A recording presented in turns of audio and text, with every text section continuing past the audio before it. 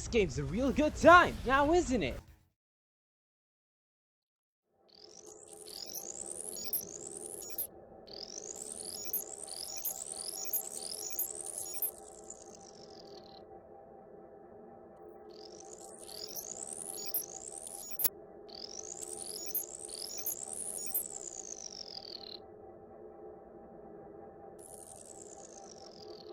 Ratchet & Clank 2, Ratchet & Clank L&L, or Ratchet & Clank GC is a sequel to Ratchet & Clank because duh, of course it is. What? A game sells 3.7 million copies and you don't think it's gonna get a sequel? Anyways, Ratchet & Clank 2 for the PS2 came out 1 year after the first game. Those fucking mad lads, what do they think they are, insomniacs or something? It carries right after the events of Ratchet & Clank 1, where our duo this time is transported to the Bogon Galaxy by one fellow called Abercrombie Fizzwidget, who is dope running his own Gadatron-style weapons manufacturing company called Megacorp, and hires Ratchet and Clank to get the company's proto-pet back. Ratchet, who is in search of some excitement in his life after the events of the first game and wants to be a hero, accepts this deal and constantly denies all the constant red flags that appear in his face. We'll do it!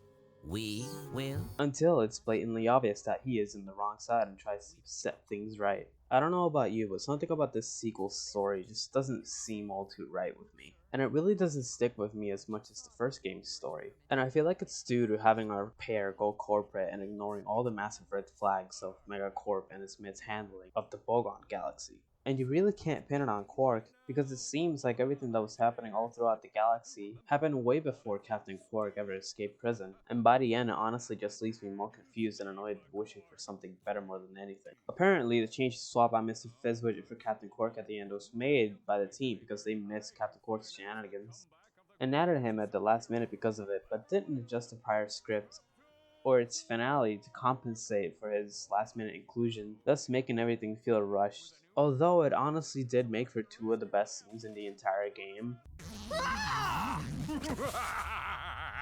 It's awfully odd to not have Mr. Fizzwidget get his comeuppance after everything that he has done for and against the Bogon Galaxy, and I just feel like it doesn't make enough sense. But honestly, I just feel like we could have gotten so much more out of Fizzwidget's mishandling of Megacorp and its galaxy. As a deliberate choice to ensure Megacorp's success beyond the Bogon Galaxy, having our duo reflect on what it truly means to be a hero, and try to stop Megacorp because of it, as it was stated in the beginning of the game, Ratchet really missed being the hero. I guess no one needs a hero right now. And is blinded by the opportunity of being a hero in another galaxy. We could have slowly unraveled Ratchet and his desire of fame, and only thanks to Clank does he truly get to grips with himself and realizes that there's more to being a hero than just fame. We could have gotten a deeper story on how easily fame and glory can change someone, and explore that potential to its fullest, but we sadly didn't. Instead, we got this. Other than that, other aspects of Ratchet 2 that carry over from Ratchet 1 is the amazing character interactions throughout your trip around the galaxy, filled with many memorable characters that you want to come back to time and time again. For example, the Gadatron Helpbot.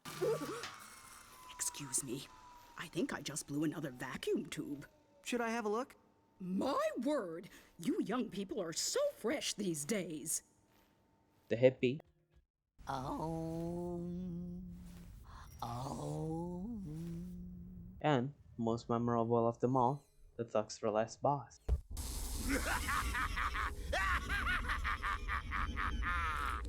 What's so funny?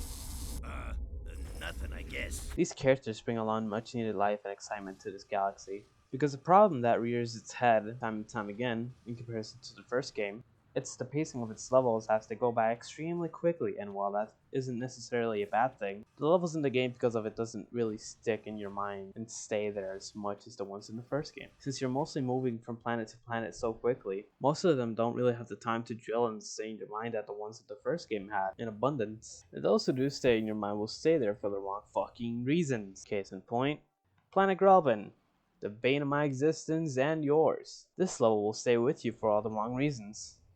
A planet that was tested and programmed in only 3 days, which is a miracle, especially when you take into consideration how long one level would take nowadays, and have it functioning relatively well without any bugs. But given the state of the fucking Yetis, the transition pads and the fucking Yetis, it led its programmer to receive a quote-unquote Snow Beast Award, created as a joke and given to the man who developed this godforsaken level, as the worst shipped thing in this entire sequel. Which, bravo to you, and if you still have that award around, I would love to see it. Other than this planet that was developed in 3 days, a lot of the levels in this game also feel unfinished as well. Most lack a lot of the atmosphere and details that the ones in the first game had in spades, but where this game stands out the most when compared to its predecessor, it's in its platforming combat design, especially in the combat, as it ditches the first game's puzzle 'em up shooter style and goes for a more action shooter style, with a lock-on strafe and everything, while also retaining Ratchet's original weight and feel that I said was so crucial in making Ratchet feel so good to control in the first game, and that I feel is still surely missing in the later game. But what else can I say except for it's fucking great and very addicting?